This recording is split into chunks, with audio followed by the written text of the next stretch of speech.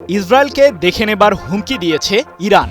মধ্যপ্রাচ্য জুড়ে ইসরায়েলের সন্ত্রাসী কর্মকাণ্ডের বিরুদ্ধে দেশটির প্রধানমন্ত্রী বেনিয়ামিন নেতানিয়াহুকে আইনের আওতায় নিয়ে আসার ঘোষণা দিয়েছে ইরানের পররাষ্ট্র মন্ত্রণালয়। এদিকে ফিলিস্তিনের গাজায় চলছে নেতানিয়াহুর বর্বরতা। ইসরায়েলের ক্ষেপণাস্ত্র হামলায় এক রাতেই ৭৭ জন ফিলিস্তিনি নিহত হয়েছেন, যাদের বেশিরভাগই নারী ও শিশু। নেতানিয়াহু বাহিনীর হামলা থেকে বাদ যায়নি জাবালিয়া শরণার্থী শিবিরে জাতিসংঘের মেডিকেল ক্যাম্পও। গত বছর ২ দফায় ইসরায়েলকে লক্ষ্য করে ক্ষেপণাস্ত্র ও ড্রোন হামলা চালায় ইরানের সর্বোচ্চ প্রতিরক্ষা বাহিনী আইআরজিসি। অপারেশন ট্রু প্রমিস এবং অপারেশন ট্রু প্রমিস 2 সাংকেতিক নামের ওই হামলায় ক্ষতিগ্রস্ত হয় নেতানিয়াহুর সামরিক আস্তানা। এর আগে একই বছরের ১ এপ্রিল সিরিয়ার রাজধানী দামেস্কে ইরানের কনসুলেট ভবনে বিমান হামলা চালায় ইসরায়েল। এতে ইরানের আইআরজিসির ৮ জ্যেষ্ঠ কর্মকর্তা সহ ১৬ জন নিহত হয়।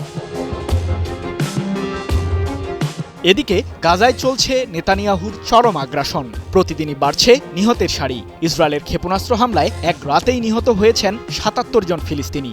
উপত্যকাটির জাবালিয়া শরণার্থী শিবিরে আহতদের চিকিৎসা সেবায় নিয়োজিত ছিল জাতিসংঘের মেডিকেল ক্যাম্প। ইসরায়েলের হামলার শিকার হয় জাতিসংঘের কর্মীরাও। নারী ও শিশুসহ নিহত হয় অন্তত ২২ জন। শুধু গাজাতেই আগ্রাসন চালিয়ে শান্ত হচ্ছেন না নেতানিয়াহু।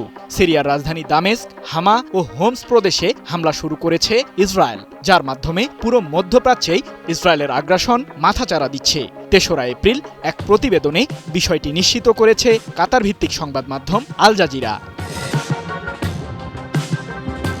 এমন পরিস্থিতিতে নেতানিয়াহুকে আইনের আওতায় আনতে সর্বোচ্চ প্রস্তুতি গ্রহণ করেছে ইরানের পররাষ্ট্র মন্ত্রণালয়।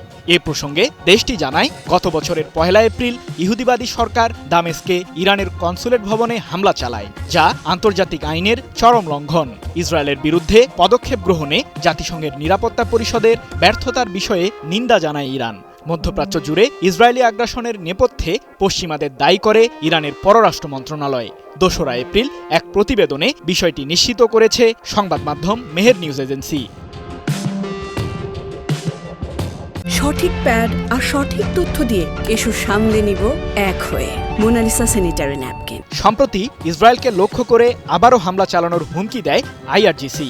এ প্রসঙ্গে ইরানের সর্বোচ্চ ধর্মীয় নেতা আয়াতুল্লাহ আলী খামেনির জ্যেষ্ঠ সামরিক উপদেষ্টা মেজর জেনারেল ইয়াহিয়া রহিম সাফাভি বলেন, অপারেশন ট্রু প্রমিস 3 এখনো পরিচালনা না হওয়ার পেছনে আমাদের কৌশলগত কারণ রয়েছে। তবে ইহুদিবাদীদের বিরুদ্ধে এই হামলা আমরা বাতিল করিনি।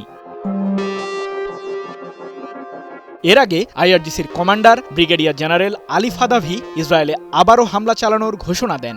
বলেন, ইহুদিবাদীদের বিরুদ্ধে সঠিক সময়েই অপারেশন ট্রু প্রমিস 3 পরিচালনা করবে ইরান।